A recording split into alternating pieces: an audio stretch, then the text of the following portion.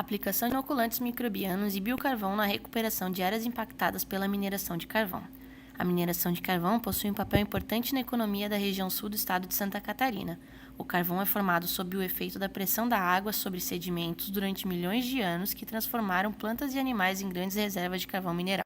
Ao ser queimado, o carvão libera altas quantidades de energia e por isso ainda é muito usado em usinas no mundo. Entretanto, esse sistema gera grandes impactos nas características estruturais, físicas, químicas e biológicas no ambiente.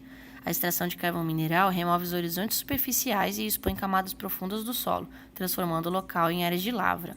Nesses ambientes, o solo torna-se ácido, desestruturado e com baixa disponibilidade de nutrientes, e micro-organismos, espécies vegetais e animais encontram dificuldades para se estabelecer. A cobertura vegetal nessas áreas pode controlar os processos erosivos, agregando matéria orgânica e facilita o retorno da circulação de animais e insetos. Porém, a interferência antrópica é essencial para que mudas consigam se adaptar nesses ambientes. Como técnica auxiliar, podemos utilizar micro-organismos estimulantes do crescimento das plantas, e dentre as opções existem os fungos que formam micorrizas arbusculares, os FMAs. Os FMAs crescem no solo e dependem das plantas para se reproduzir. Para sua sobrevivência, penetram nas raízes das plantas, formando estruturas dentro das células para receber carbono. Em troca, esses fungos absorvem e fornecem às plantas água e nutrientes do solo. Esses fungos lançam suas hifas, células tubulares, no solo, formando uma extensa rede chamada micélio. O principal benefício dessa interação é o aumento do volume do solo explorado pelo micélio, aumentando principalmente a absorção de fósforo, essencial para o estabelecimento das plantas em solos de baixa fertilidade desestruturados, como os das áreas de mineração de carvão. Além disso, esses fungos colaboram na estabilização de uma cadeia ecológica complexa do solo. Outra alternativa para melhorar as condições do solo para o desenvolvimento das mudas é a adição de biocarvão. Diferente do carvão mineral, ele é formado pela queima a altíssimas temperaturas de materiais, como a cama de aviário. O biocarvão é um material extremamente poroso, o que facilita a retenção de umidade quando misturado ao solo. Também pode proporcionar espaço para o desenvolvimento de micro-organismos benéficos no solo. O objetivo foi avaliar a influência do biocarvão, da adubação fosfatada e da simbiose de FMA em mudas de bracatinga e cedro em solo de áreas degradadas pela mineração de carvão em Santa Catarina.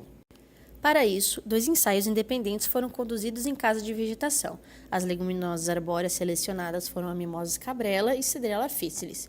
No ensaio 1, avaliou-se o efeito do crescimento de mudas com adição de 5 concentrações de biocarvão inoculadas com 10 ml de solo contendo estruturas de 3 espécies de FMA, um tratamento com a mistura dos 3 e um tratamento controle.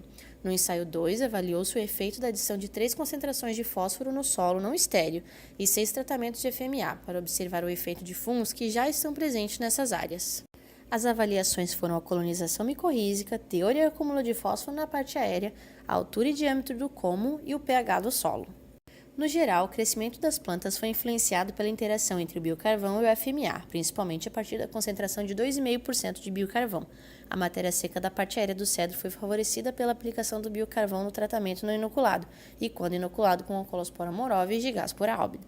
Na bracatinga, a colonização micorrízica foi inversamente proporcional à quantidade de biocarvão nos tratamentos maiores que 2,5%. O cedro apresentou elevada colonização micorrízica com valores superiores a 70%. E, em média, observou-se um aumento no acúmulo de fósforo na bracatinga, quando a concentração de biocarvão aumentava. No cedro, os tratamentos que apresentaram maior acúmulo foram os com 10% de biocarvão.